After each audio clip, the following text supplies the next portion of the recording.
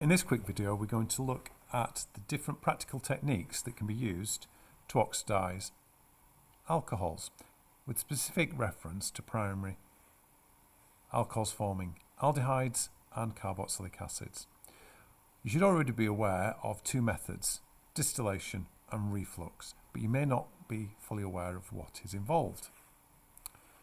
So when we set up for distillation, we need a flask, round bottom flask or pear-shaped flask, and this is where the reactants will be placed. We're going to heat this, and this flask is going to be connected to a condenser,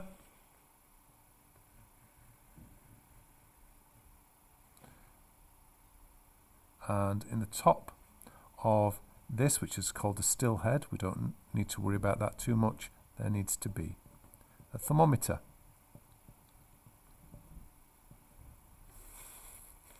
The thermometer needs placing at the opening to the condenser. Let's finish drawing this condenser. I'm trying to draw this in a way that hopefully you should be able to do in an exam situation. So we heat up our mixture,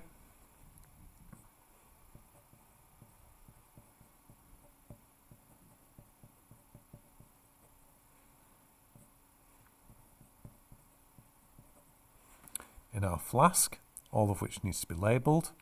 It's going to pass through a condenser.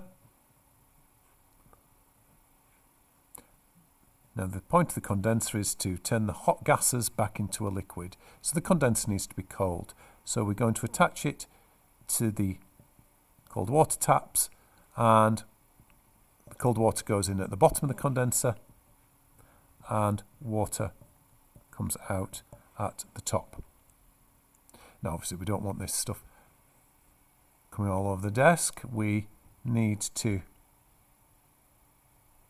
have it open to the atmosphere. You never heat up a sealed system, but the liquid will condense into this flask at the other side. Now what's actually happening in a distillation? The reaction mixture is being heated, the vapours are passing through the condenser, condensing and being collected in a flask away from the original mixture. So this allows vapours or products to escape the reaction flask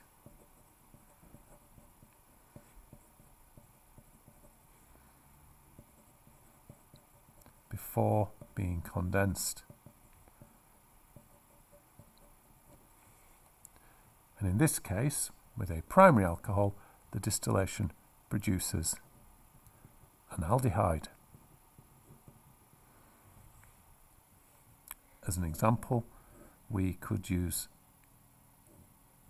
butanol, oxidize it, and that will make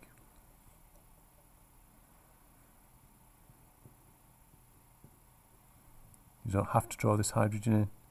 This will be butanol, and of course water.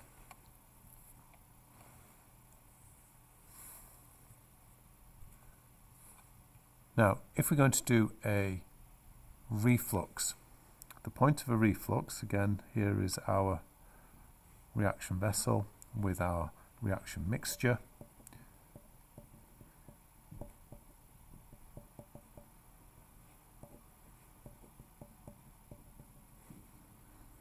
I'm going to heat it.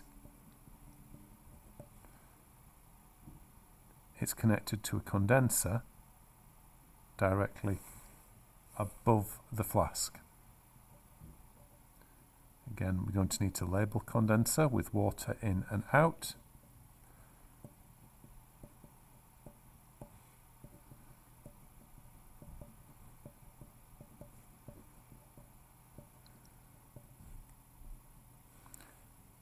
key point.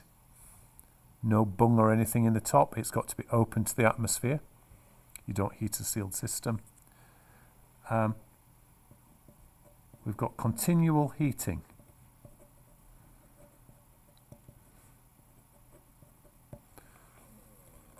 And we're going to have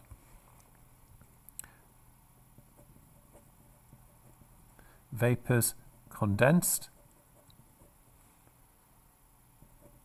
and returned back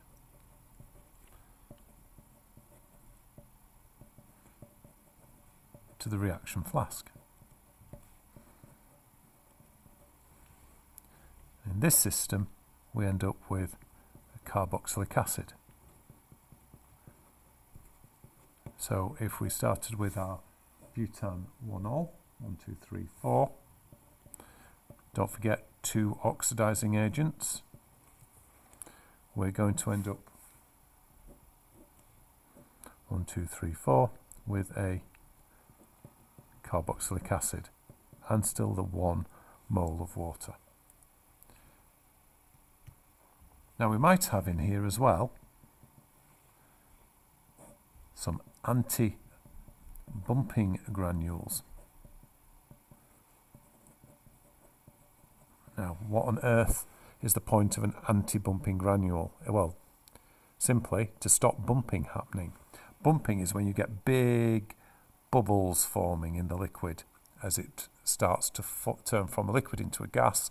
Those gas bubbles form, and if you're not careful, the entire liquid will shoot out of the top of the condenser.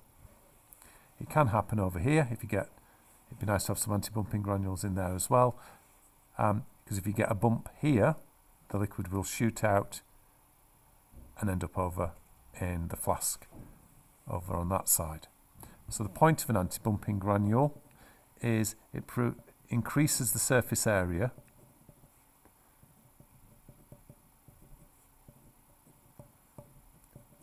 and allows smaller bubbles to form.